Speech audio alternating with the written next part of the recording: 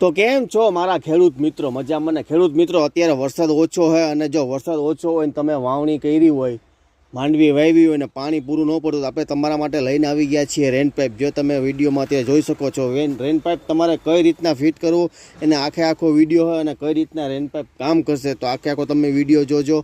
આ રેન પાઇપ અત્યારે હું પાથરું છું. રેન પાઇપ મેં કમ્પ્લીટ ફિટ કરી દીધો હોય, પાછળ ડાટો મારી દીધો હોય અને ડાટા માર્યા પછી રેન પાઇપ અમે હમણાં આખો પાથરી દીધો અને હવે ચાલુ કરશું અમે રેન પાઇપ. તમે જોઈ લો કઈ રીતના રેન પાઇપ કામ આપે અને એક નંબર કામકાજ છે. જો રેન પાઇપ અત્યારે ચાલુ થઈ ગયો હોય અને મૈંડા ફુવારા છૂટવા, બે બાજુ રેન પાઇપ તમારે 5-5, 6-6 ફૂટ કામ આપશે. એક ક્યારો હોય, માંડવી વાવી હોય આપણે કે અન્ય જે પણ વસ્તુ વાવી હોય એના માટે જો આ રેન પાઇપનું કામકાજ છે.